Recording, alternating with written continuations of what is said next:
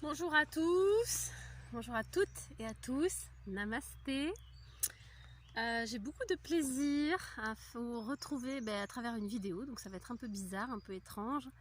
Je ne sais pas par où commencer parce qu'il y a beaucoup de choses qui nous traversent tous en ce moment. Donc je vais essayer de prendre les choses l'une après l'autre.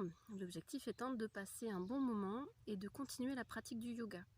Dans tous les cas, le premier mot que je veux vous dire, c'est que j'ai confiance en vous, dans le sens où vous êtes capable d'être autonome dans votre pratique, puisque on a travaillé à ça au fil des mois, et que je compte sur vous pour vraiment vous écouter et y aller doucement, pour rester dans l'ouverture et dans les bienfaits positifs, purement positifs pour votre corps.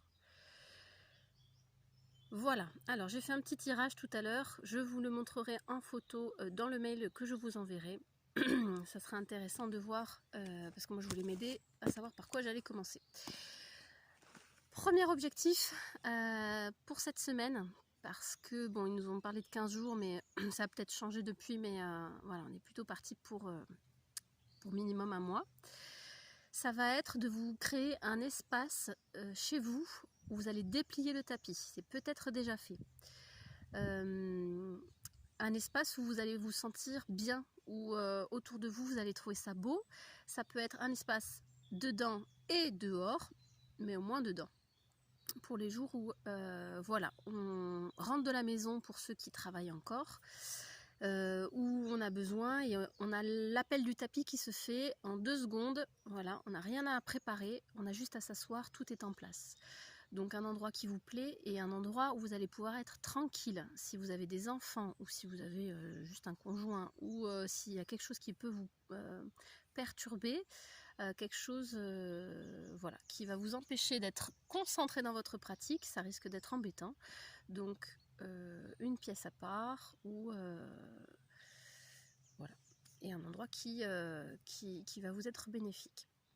Vous mettez votre safou, si vous n'en avez pas, vous mettez un coussin, vous mettez un gros livre, un gros dictionnaire à côté si vous voulez faire une pratique un peu plus avancée pour fabriquer comme une sorte de bloc. Vous pouvez mettre une image, une décoration qui soit plutôt en référence à la paix, au bien-être, à l'harmonie. Il peut y avoir de la musique quand vous décidez de faire votre pratique, qui vous aide à faire abstraction des pensées.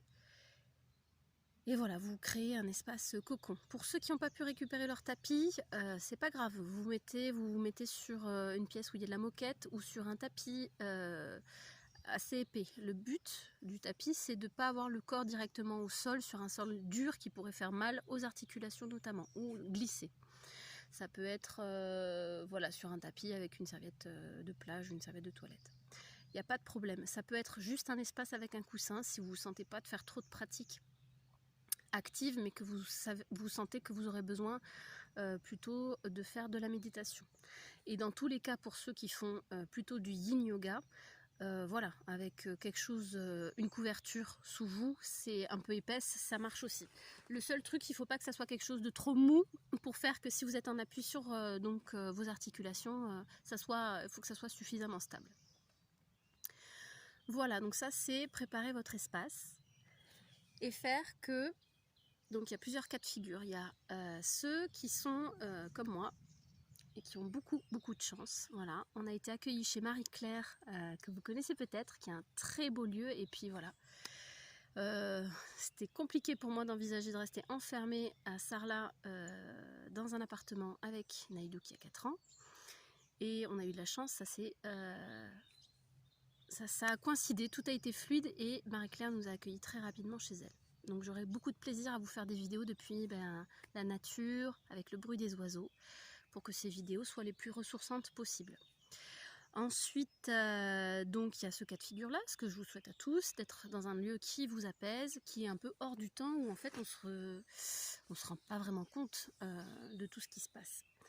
Après, il peut y avoir le cas de figure, c'est-à-dire vous êtes bien à la maison, sauf qu'il vous manque un être cher, vous vous inquiétez pour un être cher. Donc vraiment, prenez ces moments-là pour vous ressourcer, pour apaiser le mental. Et ensuite, il y a le cas de figure où vous travaillez parce que vous faites partie de ceux qui continuent à faire tourner la machine, où on a besoin de vous, alors avec des postes plus ou moins risqués, avec du stress plus ou moins intense. Dans tous les cas, merci à tout le monde, à tous, qu'ils soient à la maison ou au travail.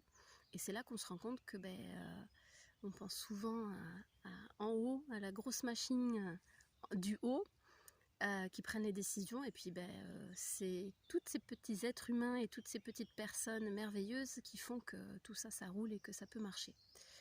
Donc quand je dis honorez-vous et reconnaissez votre lumière, c'est ça aussi.